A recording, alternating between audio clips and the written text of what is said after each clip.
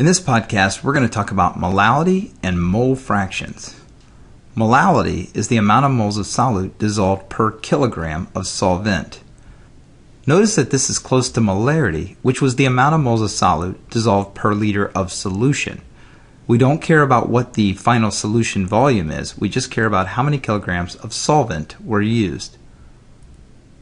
One of the reasons that we use molality is because it does not depend on temperature. The molality of a solution remains the same no matter what the temperature of the solution is. Antifreeze is a solution used in the coolant systems in cars. Typically, it consists of about 620 grams of ethylene glycol dissolved in about 500 grams of water. What's the molality of this solution? Ethylene glycol has a molar mass of 62 grams per mole. Now, typically, students ask me a lot of the times, which one is the solute, which one's the solvent? They're both in grams, and I need to know which one's the solute. The one way to figure out which one's the solute is the one that has less particles in solution.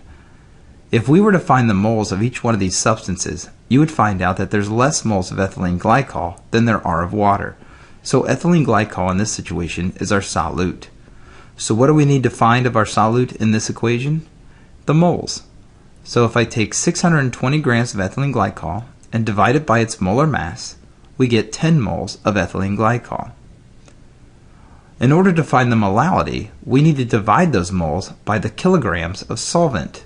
Well, water is our solvent, and there's 500 grams of it, which represents 0.500 kilograms of solvent.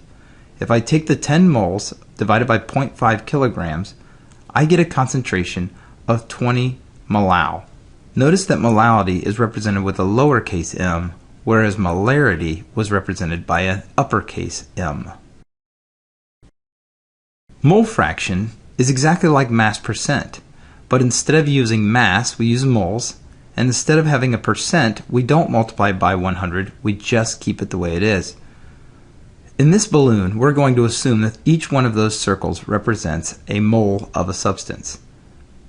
So in this balloon, we have 4 moles of orange particles and 6 moles of blue particles. If I wanted to find the mole fraction of orange, I would just take the 4 moles of orange and divide it by the total moles, which is 10, and that gives me 0.4. Notice I did not multiply by 100 because we're looking for the mole fraction. If I wanted to find out the mole fraction of the blue particles, I would take the 6 moles of blue particles and divide it by the total moles, and I get 0.6. Notice if I add up both of the mole fractions, they add up to 1. Just as if all of the things would add up to 100%, mole fractions have to add up to 1. Here's an example of a typical mole fraction problem.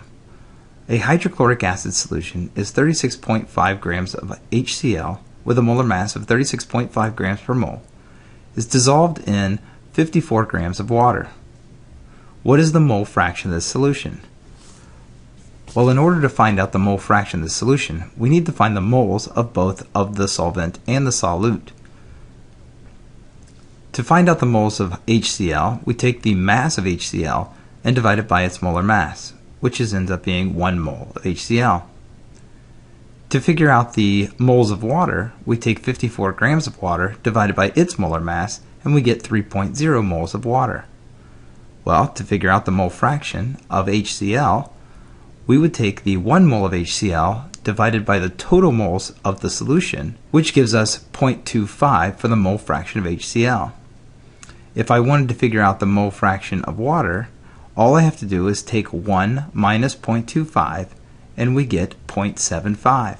Remember that all mole fractions add up to 1.